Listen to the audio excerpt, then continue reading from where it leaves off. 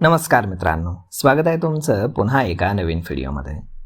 मित्रांनो, भारतीय शेअर बाजाराचं नियंत्रण करणारी संस्था सेबी येत्या 19 जून रोजी एक अत्यंत महत्त्वाची बोर्ड बैठक घेणार आहे.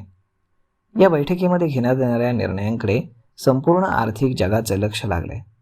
कारण याद्वारे शेअर बाजार, म्युच्युअल फंड, कंपन्या आणि शेतीमाल बाजार या सर्वांशी संबंधित नियमांमध्ये मोठे फेरबदल होण्याची शक्यता आहे.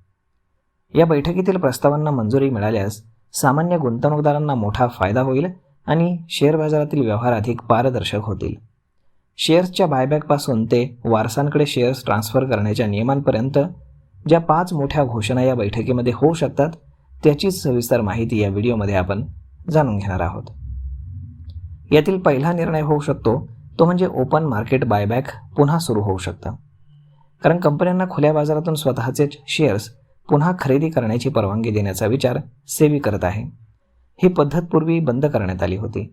हा नियम पुन्हा आल्यास कंपन्या बाजारातून स्वतःचे शेअर्स विकत घेऊ शकतील, ज्यामुळे घसरलेल्या शेअर्सना चांगला आधार मिळेल आणि गुंतवणूकदारांचा बाजारावरील भरवसा जास्त वाढेल.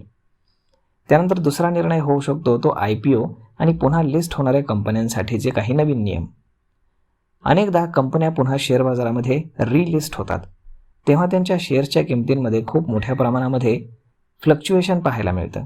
हे रोखण्यासाठी सेबी आता अशा कंपन्यांच्या शेअर्सची किंमत व्हॅल्युएशन रिपोर्ट पाहून ठरवण्याचा नियम आणू शकते. यामुळे किमतींमधील अनपेक्षित चढउतार थांबतील आणि गुंतवणूकदारांचं नुकसान टळेल. तिसरा मोठा निर्णय होऊ शकतो तो म्हणजे म्युच्युअल फंड संदर्भामध्ये.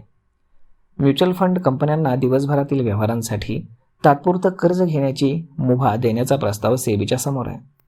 यामुळे फंड कंपन्यांना त्यांच्या पैशांचं म्हणजेच कॅश फ्लोचं व्यवस्थापन करणं सोपं जाईल.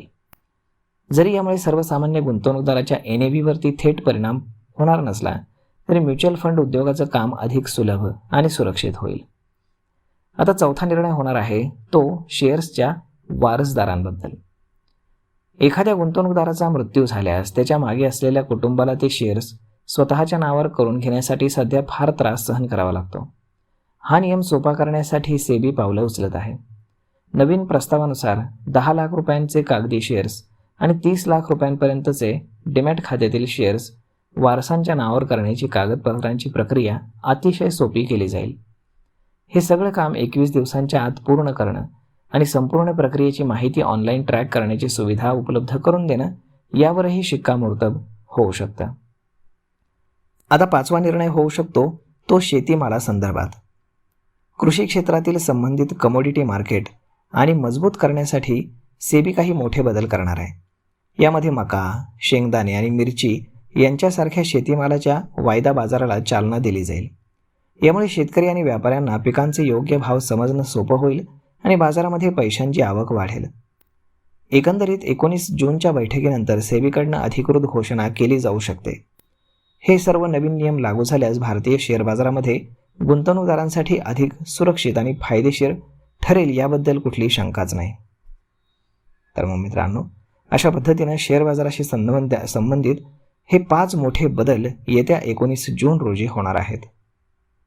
तर मग मित्रांनो, हा व्हिडिओ ही माहिती तुम्हाला कशी वाटली हे तुम्ही आम्हाला कमेंट करून नक्कीच सांगा.